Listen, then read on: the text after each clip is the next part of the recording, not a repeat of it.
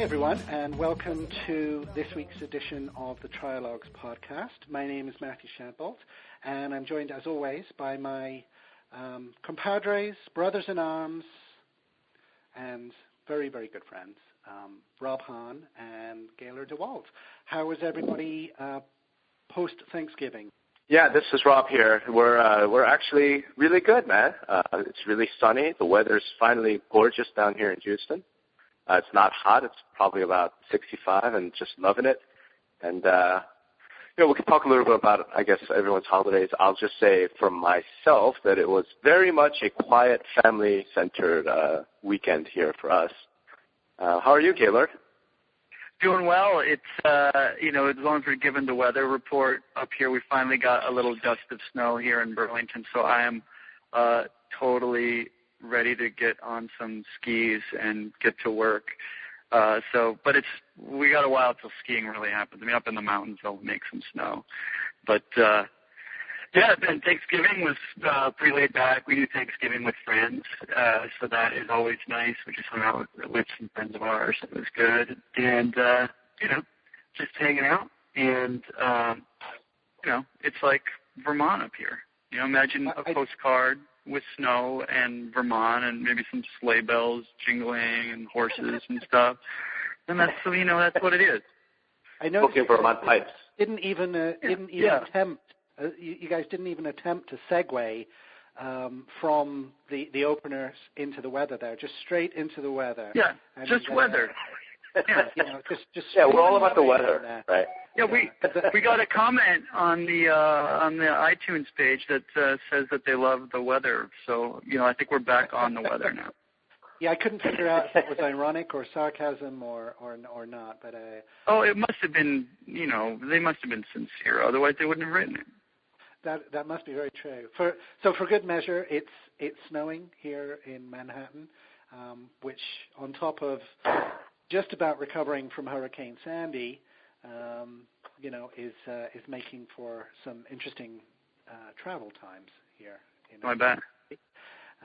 But Central Park when it snows, it's always a very, very beautiful thing. But in the pre-call, one of the things that we decided to talk about this week was an article that Teresa Boardman wrote about the perception of lazy agents. And we had a very spirited discussion about our thoughts about that. And Rob, why don't you lead us off with really the background to Teresa's post, and then we can segue into discussion with me and Gaylord from there. Well, first of all, I'll kind of give my impression of what the background is, but I want to kind of get your thoughts as to what you think the background is as well. It's Teresa Boardman wrote a column on Inman. I think it just went up today, actually, about pretty much about how sick and tired she was of hearing about these, stupid, lazy agents. But I thought that her whole gist of it was that this is not helpful, right? I think it was the context of, raising the bar in the industry. How do we improve things? And I think she was calling out for we need more heroes. We need more positive examples, and rather a lot fewer of these, bad examples of agents who aren't doing their job, who are lazy or what have you. That was kind of my read on what her argument was, what the background was. Is that kind of what you guys took away as well? Yeah, I think that was definitely my perception as well. I mean, it's certainly, there's certainly examples inside of things like Facebook groups and social platforms, let's say discussion inside of social platforms, that assumes that kind of position, and a lot of people start to back that with data, declining NAR membership, bad and negative scale about the industry, and I am totally in agreement with Teresa in the absolute desperate necessity for incredible, magical examples to either emulate or follow. Would you agree with that, Gaylord? Yeah, I think that there's when the agent, the bad agent conversation rears its ugly head, there's usually a couple responses, and there's kind of two flavors of the we're done with talking about bad agents. There's the one side will say, oh, we need, let's just talk about the good stuff. And though Teresa's column definitely talks about we need some more good examples here, I don't think that she was kind of being like lighthearted about it or whatever, just like, oh, we need more examples. I think she also, just on a practical level, she ends her piece saying, hey, we're not doing any good by just talking about all the bad examples. Like, this doesn't make a difference. And if anybody who knows Teresa Boardman knows that she's like the most no-nonsense, person to be writing on a number of topics. And so it's not. I don't think it's just like let's talk about the good stuff only kind of perspective. I think she just seriously means that it's not like what's the point of talking about bad agent behavior online. And I think the reason for this, I think, is that the agents who are any good are going to be the ones who are going to be reading these posts, and the agents who aren't any good are probably not online trying to improve themselves by reading articles about how to be better at real estate.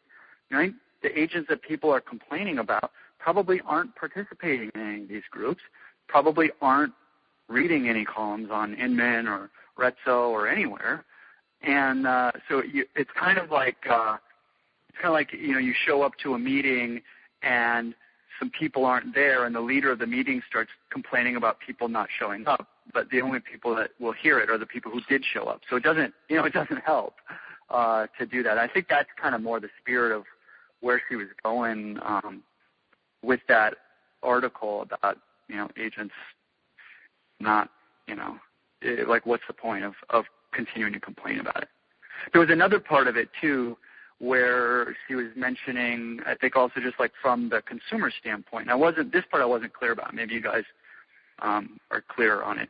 I couldn't tell whether she was referring to, people who had one experience buying real estate and then go and write a blog post about how all real estate agents are no good. And so sort of looking at the level of experience interacting with a real estate agent and kind of turning it around more to an HR situation in a way where it's like, well, if you're a person and you're not any good at choosing a real estate agent, it's kind of weird to have to deal with you saying that all real estate agents are bad, when in reality it's sometimes consumers don't have the information necessary to make a good choice in real estate agent. And that's a kind of a bigger question that I'd love to hear more about from you guys on like what does it take for the consumer to pick a good agent? Like if these bad agents exist, why are they still in business? Because people continue to pick them, right? I totally agree, and I share your perspective that a lot of those discussions that are referred to are very, very inside baseball and right.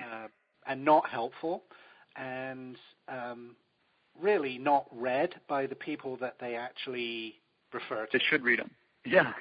Perhaps. Yeah.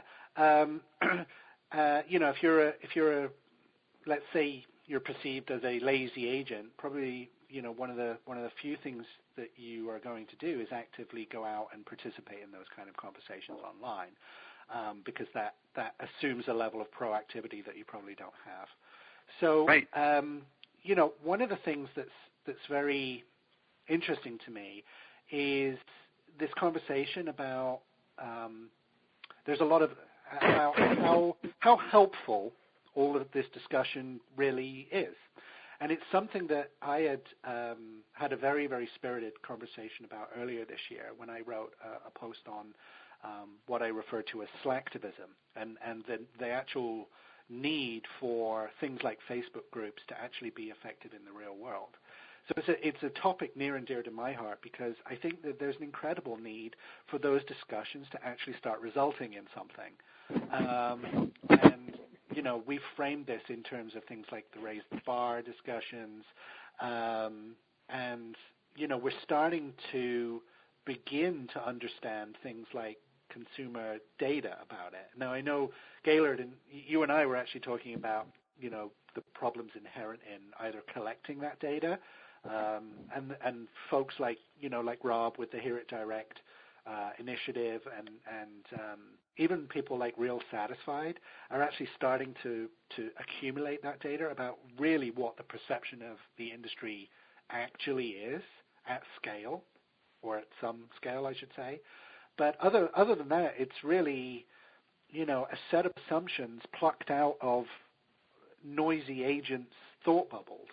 And, I don't particularly know how helpful and productive that is to the people that it actually needs to impact. And I think that's where sort of Teresa was skating with that kind of conversation. I mean, Rob?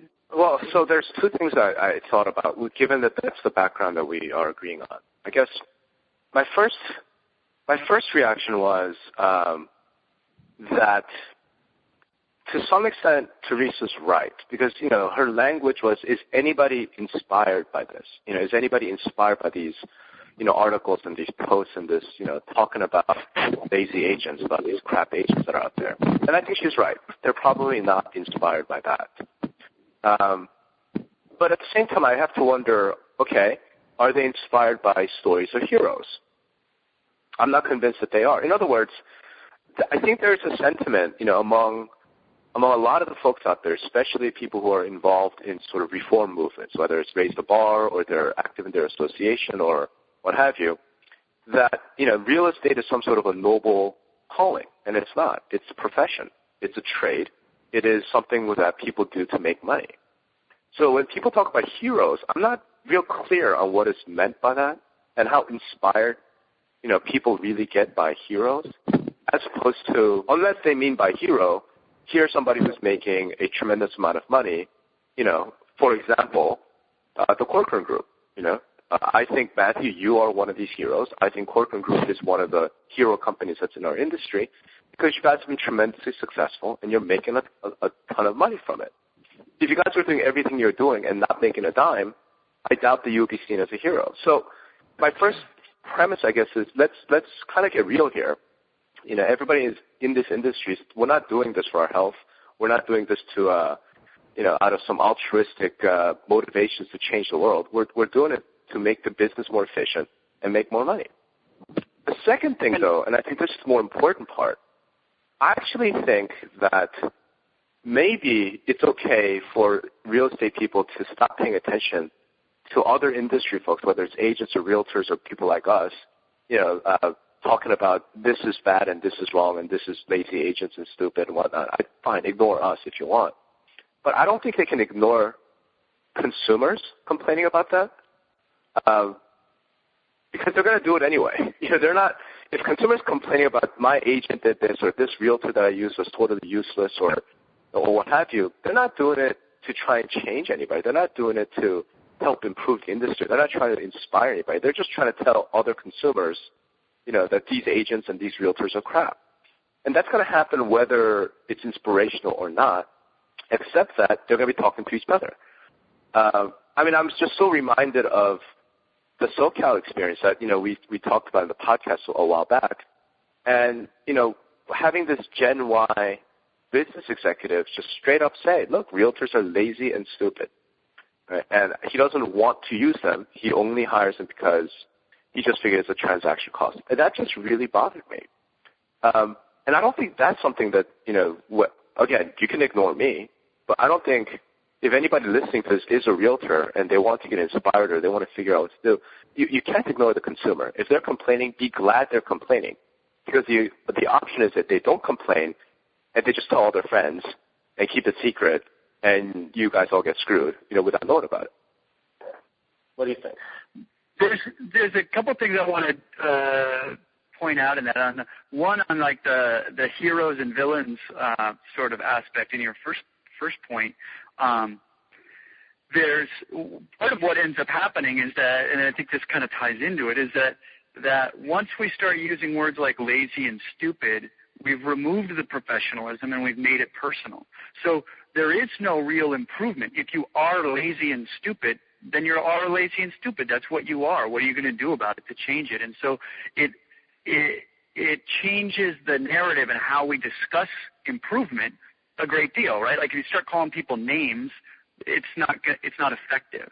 And by the same token, when while heroes can be very inspiring, sometimes that doesn't work out kind of in the same way. It's like, well, that person's a hero and they've got their stuff together, and but I don't really know how to do it. Or worse, they'll see someone successful doing one thing and making false causation, mixing up the fact that oh well, this person's really successful and they drive an orange car, so I'm going to drive an orange car because that's how I get successful. Kind of weird stuff. Right. And it also assumes that perhaps to disagree with Rob, that in order to be a hero, you need to be successful in a financial way. That somehow the hero mentality or the hero worship is directly associated with profitability, and I'm not sure that's exclusive. Yeah, I'm not willing to agree with that either. I was going to let it go, but I think someone should jump in. So I mean to jump in on what you're saying, I totally agree, because that level of sort of passionate customer service and the kind of things that we perpetually hear are actually resonating with customers in a positive way is not necessarily about how internally we judge that same level of success. We might judge a level of success as, to Rob's point, dollars and cents, whereas the customer judges success in terms of what the agent actually does for them. And the negative feedback isn't coming from a financial type of discussion. It's coming from a value position. What can you do for me? And I remember the SoCal recap that you gave us, Rob, and I remember what you said about that particular individual and how loath they were to actually have to work with somebody because they saw no value in the position. It wasn't necessarily an issue of cost; it was an issue of value. Do I have that right? Well, no, you have that right, but let me go back to what you guys are just saying. Okay, if you're saying, when I meant hero, I don't mean, it's not like consumers need heroes, right? Consumers don't really think about realtors. I'm saying, with respect to what Therese was talking about, I'm just questioning, okay, so we have these heroes. Do they inspire action? And I guess what you guys are saying is that within the industry, there are these examples of heroes who are not successful, right, who are losing money left, right, and center, and yet they're held up as heroes and they inspire action. I've never seen that. So we can look at somebody like, let's say, Christina Wise. She's very successful.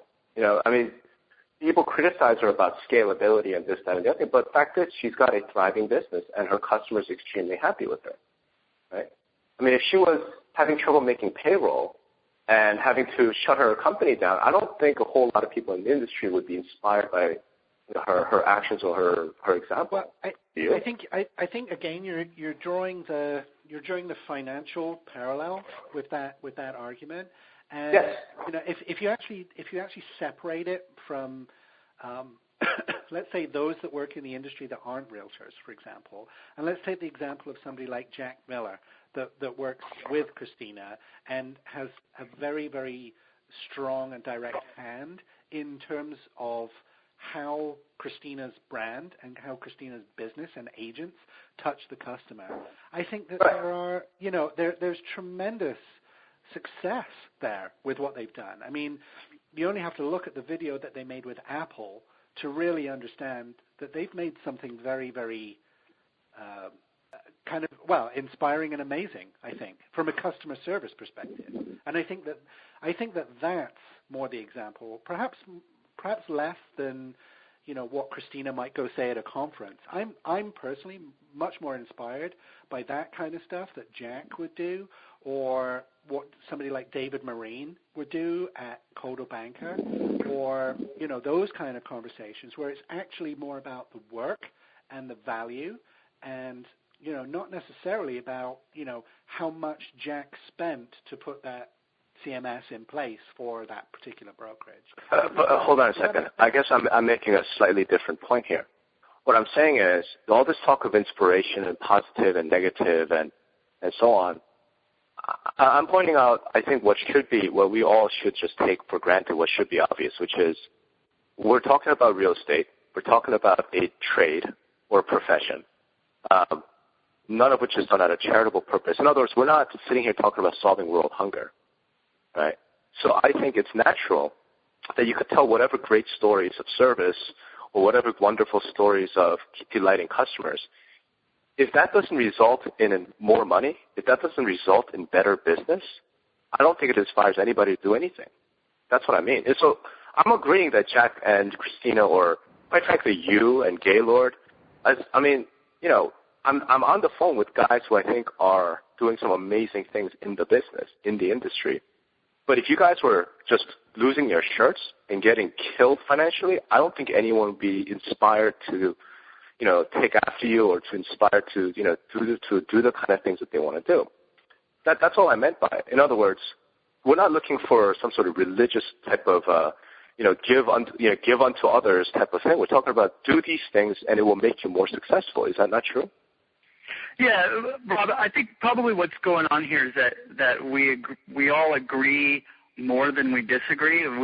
My suspicion is we have some fundamental differences in our worldview on a couple of issues, but that I also don't think it's necessarily relevant in this case. The differences between the kind of the position of does money need to be the arbiter or expression of value or not. I think absolutely, Rob, you're right. If any of us was going out of business and there wasn't evidence that our work allowed us to continue to sustain the work that we do, if that were the case, then obviously it wouldn't work because we'd be out of business.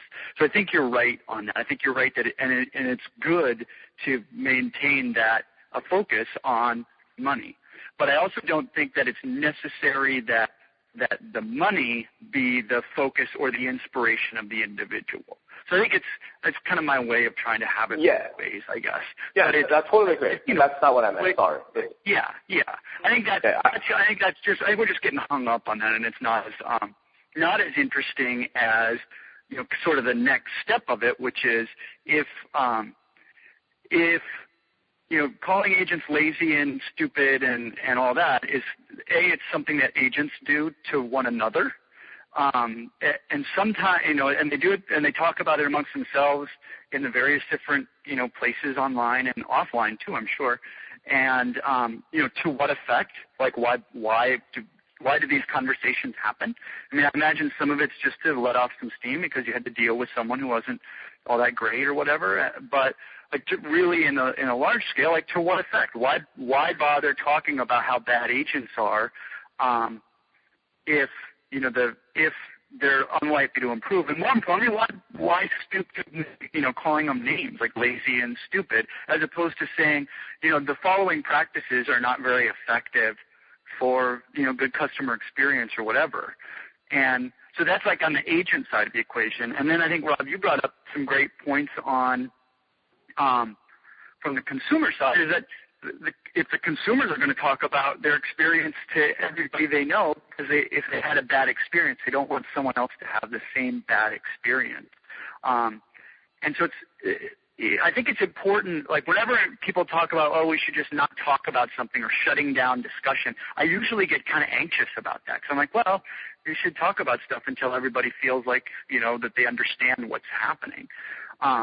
So it's not like, we should never say bad things about agents because that's wrong or whatever. But there's also the other side, which is like, to what effect? Like, what are you trying to improve by talking about how agents are bad? A consumer doing that is trying to give feedback to their fellow consumers to not use an agent, hopefully not use a specific agent, but maybe not use an agent at all. And those kinds of situations, I think we do need, everybody needs to listen to that. The problem being, as Matthew noted, like there's just not enough like broad data on that, and maybe things like Real Satisfied, if they get enough traction and enough people use it, that might help. But getting these honest feedback from people, I think that's a difficult research requirement. Like it's qualitative. You're only are you going to pull everybody, or are you going to just pull people who had a transaction, the people who didn't have a transaction, why didn't they? I mean, this is a complicated challenge, but I don't think that relying just on the noisiest agents makes sense in the same way that I don't think just relying on the noisiest consumers makes sense. I don't really have a really good solution to that particular issue. Well, you guys? I think it also calls into question, one of our favorite whipping boys, which is tactical advice discussed amongst agents and given to agents. And I think that, those kind of conversations, I think, what Teresa is really starting to call into question is, the value of do these 10 things and then you'll be okay, aren't read by the people that they actually need to read. The kind of conversations that you would have at something like a reboot or a Retso or something like that. The kind of people that really need to be there will never be there, and that's a there's a huge space of opportunity there to fill, which is currently I feel being underserved by quite poor tactical advice.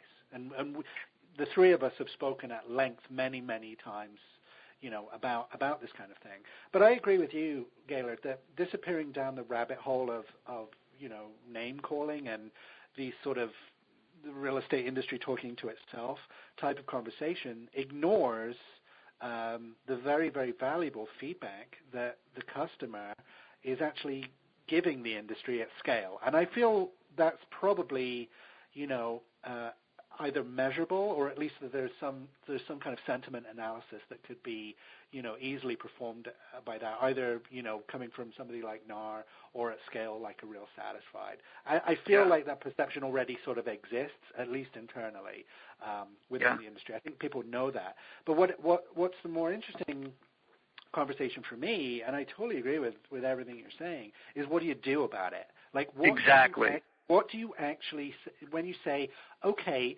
this situation exists, the customer is telling us this, we hear you loud and clear, and we hear you at every single, forum available. We hear you in ratings and reviews in Zillow and Trulia. We hear you at Hear It Direct. There are many, many services and startups, built around that premise. So it's very, very clear. And I feel like the industry knows it, at least the people that are, passionate about the industry know it. And, Teresa's call for sort of best case examples to emulate and follow is at least one approach. But, I've always maintained that there aren't many of those examples to follow. And it's something that I have sort of experienced quite acutely here at Corcoran. It's like, well, Corcoran's doing Foursquare, and wow, they were just in Mashable, so I'll do Foursquare, and I'll be in Mashable. And I'm like, but nobody uses Foursquare in your little town in Indiana, so I don't know if if that tactical advice is really, is really the best stuff here. And that's not even like a sentiment or a data type conversation. That's actually just bad advice, or at least bad interpretation of advice, and it's something that we've been hammering on, for a long time here, because it's very, very difficult to measure, and as a result, in many ways, almost impossible to develop a plan out of that. But I think Teresa's call to action is well taken and well heard. I mean, Rob. Well, to wind it. I'm going to jump in on this. Sure. I'm exploding over here with the.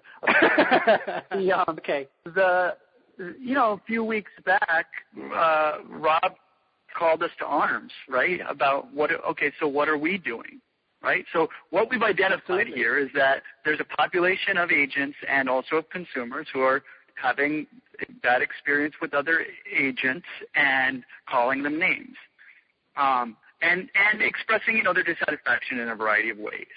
And we've mentioned that, talking about heroes might not be very effective because there aren't many of them, because people will misattribute the secret. They'll say, the secret to Corcoran Group's success is that they're on Foursquare.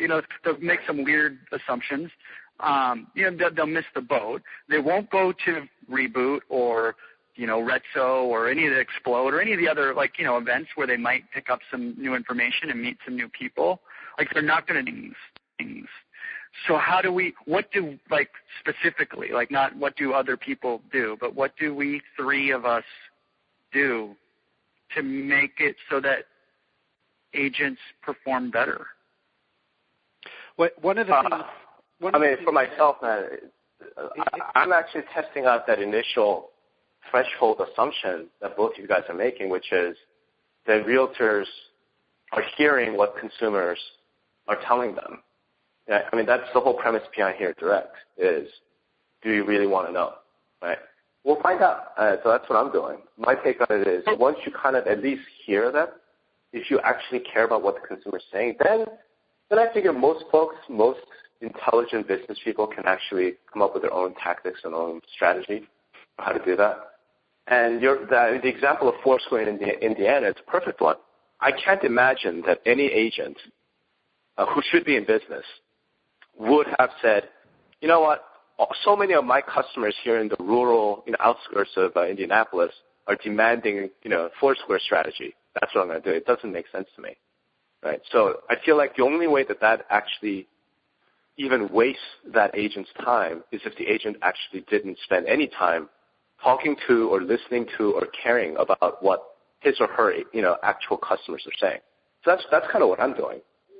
One of the things that I'm very focused on is you have to start with the question about who you're going to focus on, and working inside a brokerage, there's, that you have to sort of start there. It's like, how are you going to focus, and how are you going to really grow those people that are going to get it? And it's not an easy conversation for any brokerage to have. And I'm not saying this necessarily happens at Corcoran, but there's a certain agent populace that will never embrace the kind of stuff that you're talking about, Rob. And those are the people that we've discussed at length in previous versions of this podcast that are already in many ways transitioning out of the industry. So, in terms of what I'm in particular doing, I'm actively focused on creating best case examples outside of the real estate industry. We don't want to be the best people on Foursquare for real estate. We want to be the best people on Foursquare, period. And we want to be in the same room with the Nikes and the Campbell Soup and all the people that we've spoken about before here. I think one of the incredibly powerful tactical things is to create these experiences that transcend the industry. And that, as soon as we can get rid of this sort of Pinterest for realtors or Instagram for realtors or, what is your real estate strategy for Facebook, as soon as we sort of start to divorce ourselves from that whole discussion and actually move to doing best practices, period, then I think you start to enter that kind of territory that Teresa's talking about, and that's something that I feel very, very passionate about. And I think that the real estate industry, in many ways, needs to sort of transcend that level of discussion in order to really create at scale the kind of things that Rob, you just mentioned, and also Teresa mentioned in the post. So that's what I'm doing. I feel bad because I don't really think I'm doing anything. When I look at this and I say, there's my clients, and I'm working directly with my clients, and in those cases, I'm making a difference. But the writing I do is, I think it's good and it helps along these ways, But in terms of reaching this population of theoretically lazy and stupid, agents, none of my Inman columns are reaching that audience. And I don't think it's an issue of like Gaylord writes too big, the words he uses are too big and he uses too many words. I don't think that's the case. I think it's just, the people who maybe not performing up to standard, they're just not gonna read those things. So like, how do I even? I'm just not sure how do I even. I guess outside of my own consulting work, and the broker hires me and I help make the agents better, or at least understand the technology and the choices. Because I think it's a lot like what Rob said. Once someone understands what's going on and hears what's going on, they're likely to come up with a decent set of tactics and strategy on their own, or with a little guidance. And that's I guess where I come in my consulting work. But the thing being, like, where are they gonna, I guess I just continue with my work, but that's kind of like, I think, sort of a lame response, like, oh, I'm helping the industry by continuing to do everything I'm already doing. It seems kind of like there should be more there. No, I guess that's kind of what I'm saying, though, is, all this stuff is in some ways going to take care of itself. I mean, I don't think it's a change. In other words, like, okay, I'm doing these various things, Matthew's doing these various things, you're doing various things, and, a few weeks ago, I kind of laid down the call, like, look, in a way, I'm interested in helping the good brokers and the good agents out there who I think are going to, take care of the customers appropriately. I'm interested in having them put the bad ones out of business. I don't, to the extent that there are lazy or whatever stupid agents out there, I'm interested in helping, hasten their demise. But what's fascinating about that, from my standpoint, is it's almost like the invisible hand of the free market will kind of work its magic anyway. Yeah. If you look back at the Teresa's column, I mean, there's a really interesting paragraph. I just want to read it to you guys. What she writes is, more importantly, if we, meaning the realtors, are so bad, why have we not been replaced by technology?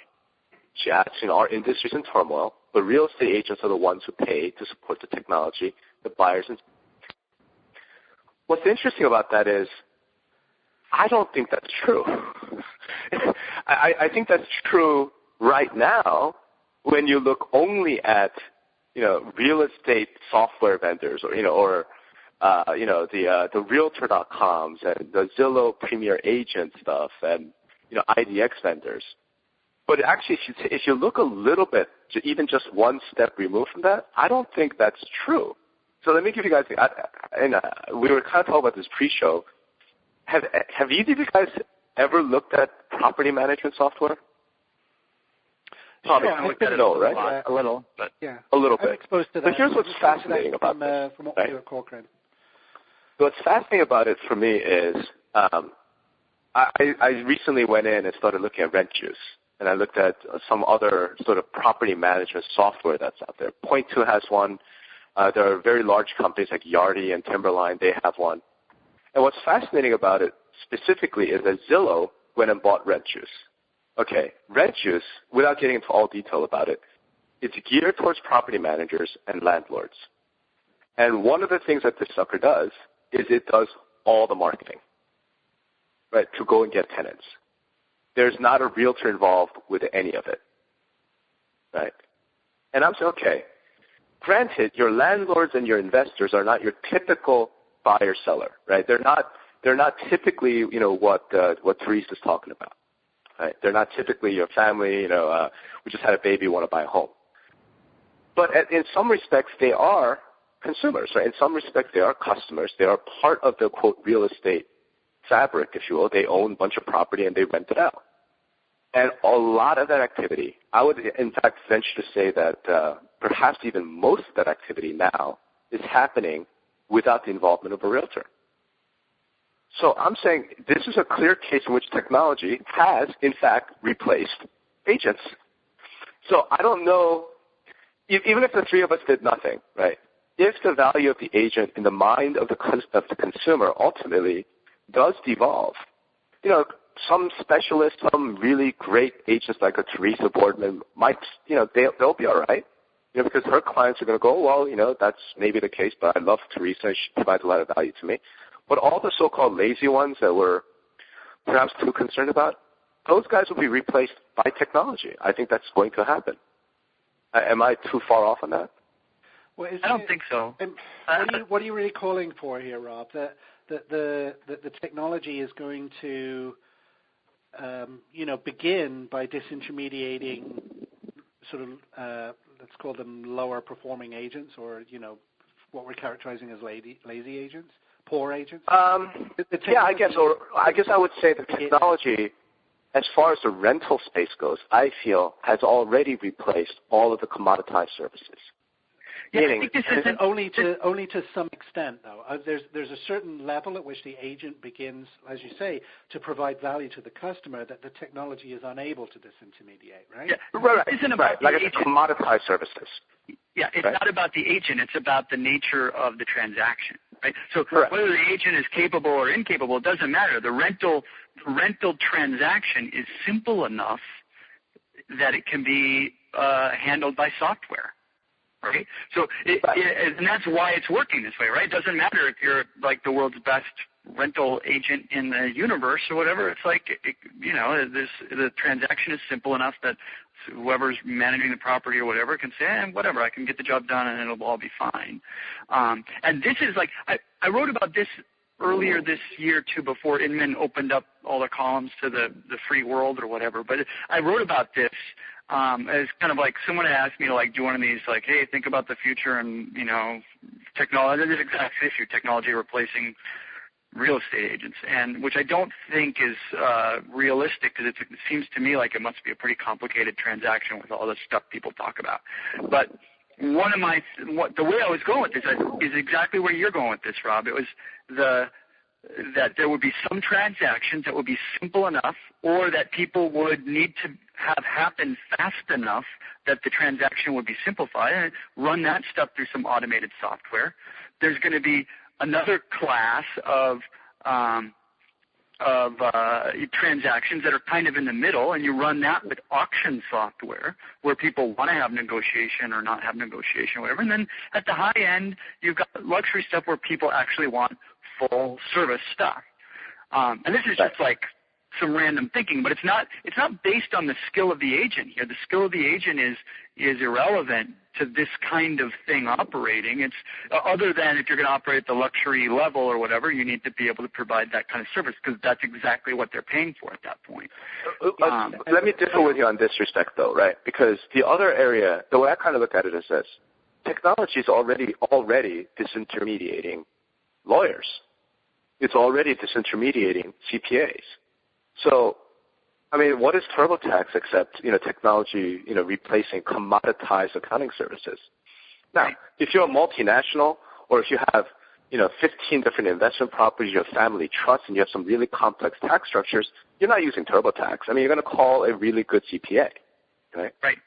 But if you're a 1040 EZ, I mean, at this point, I think if you're a 1040 EZ, you can get TurboTax for free. Like, you don't even have to pay for the software. It's so commoditized. It's so commonplace. It's so nothing to it that you could actually do it for free. I guess if you think of it that way, right, then actually the agent skill does matter. Because if a real estate transaction gets to a point where you say, look, these 5 or 6 things, or a rental transaction or what have you, it's so easy. There's really nothing to it. So you can just use some software package to do it. They're going to do that. If it gets complicated, then they're going to obviously go and find a professional. But when they do, I do think that at that point, the skill of the agent, the knowledge of the agent is going to be relevant. Just like you're not going to go down to your local H&R Block and ask how you should handle the payment of European VAT taxes on your import-export business. You're not taking that to H&R Block. Do you know what I mean? Right. So I do see the world evolving in that direction. But if it does, that has some serious consequences. I mean, it really does have some real consequences for everybody. And I again, keep in mind that I'm agreeing with the general spirit of everything. I mean, I agree with Teresa in the sense that she's saying, look, can we have some better, good, use cases and, some heroes to look up to? Look, that's fine. But if you're coming at that from this position that I only want to hear the positive stories because there's really no downside risk, right? That if we're so bad, why haven't we been replaced by technology? I guess the only thing I would say to that is Well, you're already being replaced by technology. It's already happening. So therefore, sure, find heroes, find the positives if you want, but don't ignore this. Don't pretend like this is not going to catch up to you. That's all I want to sort of get out there, you know? Yeah, and I'll jump in here because I agree to some extent with you. But I think that, you know, part of those best case examples might be agents that are actively using technology in ways that future-proof their business. Does that make sense? And you know, I think that my example of somebody like Christina Wise and Jack Miller are like great examples of that. But yes, you know, technology is already disintermediating the agent because, you know, you only need to look at what's happened to real estate search to understand that, I think, over the last 5 years with the rise of like syndication and stuff like that. The actual content value of what an agent shares with a consumer has dramatically shifted. But I'm thinking of, you know, my experience of this is incredibly limited based on the market in which I work, and knowing you know many agents that only do rentals here in New York City. The idea of doing that exclusively online without an agent seems very unlikely. You know, we see a lot of people come in for college here, for example. Like there's a very large rental community that's students here in New York, as there are in most cities, I would imagine. But you know, the idea of moving here from somewhere else, like out of state or something, and actually not consulting anybody and doing it all online, seems to be, you know, very, very unlikely. Does that make sense? So it's but I think that's to Gaylord's point, like it's the reality of what the actual transaction consists of, rather than a technology and an agent conversation. Gaylord, what were you going to say? Yeah, that's kind of where I was at with that. I think that the relocation is a more specialized transaction that requires service. It's about that kind of transaction is more complicated than once that college kid has lived in New York for 5 years and they kind of know their way around, then that changes that dynamic a little bit. You know, it may still be complicated enough, but that first time in, and so it may be like in terms of like identifying the markets that are going to benefit the most from a direct personal involvement. And first-time homeowners is probably one. Relocations is probably one. And, you know, luxury stuff where people just want to pay for extra service is one. But I wonder whether there's a whole class of – go ahead. I totally agree. I'm trying to qualify and sort of segment what you and Rob are saying is that, you know, you can't sort of talk about the rental business as if it's one thing because there's so many different facets of it and so many different types of customers. You know, I mean, we have things here at Corcoran where it's, you know, I was working on one this morning that's $35,000 a month. Like, and at that point, the agent becomes absolutely critical to what's going on at that particular level. So, you know, there's a vast spectrum when it comes to renting, and it's very, very difficult to talk about that as if it's sort of all lumped in together and being disintermediated by technology. It's actually only certain facets of it and only applicable to certain customers. And I think that's important to sort of stress that when we sort of drill deeper on this stuff. Yeah. Absolutely. Look, I go back to I think it's important to realize I'm saying technology can and will disintermediate the commoditized services. And you're right. And it's not like the type of transaction that matters so much, in my opinion, as much as it is. How commoditized is it? Especially when you talk about New York City, you know, I could very easily imagine some rental scenarios where you're really going to want, you know, not just like the best agent, you know, who specializes in rentals in the city. You might need some special, you know, lawyers and, you know, investment bankers get involved because what you're renting is just, you know, so complex and it's expensive. Some of the top performing agents at Corcoran are exclusively just rental based. Right, but I guess my take on it though, Matthew, but I guess, and I don't know, so you tell me, my take on it though is that those top performing rental agents I mean, are they really doing a whole lot of your basic like studio apartments for rent in the 84th Street? Or are they doing more like Central Park West, really unique properties, and their clientele are, oil billionaires? It's difficult to say, but I know that the ones at the top of the business tree, and this isn't like a Corcoran metric. This is a sort of New York brokerage type of statistic. They do enormous volume. That's what it is. It might be smaller, but in aggregate, it's actually very, very large amount of business that's actually doing. Right. They usually have teams. For example, they usually have teams that actually support, multiple clients simultaneously and things like that. Right. And who knows what's going to happen with all of that, as well. Sure. I'm just pointing out to me at least, and last time I rented in New York City, I've never paid a fee. I've never used a realtor. I've never used a real estate agent when I rented in New York City. And most of it had to do with the fact that I couldn't afford it, right? Because rental fees 15%. I'm like, I don't have that kind of money, right? So I always went, no fee, building only, and stuff like that. One thing I do know is that between the last time I rented an apartment in New York City was probably, 1998, right? I would venture to say that by now, the technology systems have they have developed a lot, even since 1998, which really wasn't that long ago. Sure. So there's a ton of stuff going on out there where, so your really commoditized basic services like, look, we're not going to negotiate this, right? This is a 1-bedroom, 4 rents for this price in this building. Take it or leave it. I mean, a lot of that can be commoditized, and I think that's what's happening. Arrive with all of your pre-approvals and paperwork. Exactly, right. And in fact, do it online. Right now. You got to go online and do it this way, and there's this payment gateway and all this stuff. I mean, and the technology guys are building all of this. All I'm suggesting is when that's coming, sort of sitting back and believing that making changes and adapting to the environment is a luxury. It's an option because, look, if we're so bad, why hasn't technology replaced us?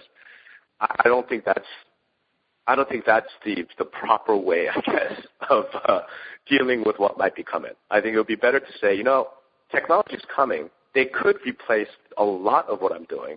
So what can I do? What are the services? What's the expertise? What's the stuff that I can provide that technology can't replace?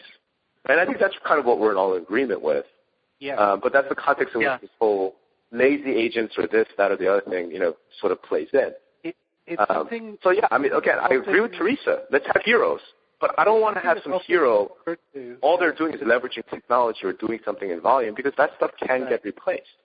It's something that's referred to as, very often referred to in sort of the marketing world as experiential differentiation. And it's like doing something that nobody else is even capable of doing and actually using technology in a way that solidifies your competitive advantage because you're doing something that other people aren't capable of doing. And the three of us have had this conversation in the past as it relates to like the big syndicators and neighborhood content, like heavily curated local insight from the ground. Here's the best places to go around this particular property. Doing that at scale isn't even really like a technology issue. It's actually a how the hell do we even make the content kind of an issue, right? And that's really more kind of what you're saying is like how do you in skating away from being disintermediated by technology sort of cannibalizing the industry, how do you use technology to stand apart? And that might ultimately be what Teresa's calling for here. That's how you sort of become a hero, perhaps. Right on that.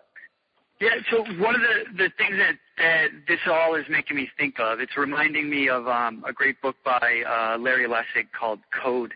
And one of the premises of the book is that anything that can exist as a legal policy or process can be turned into software.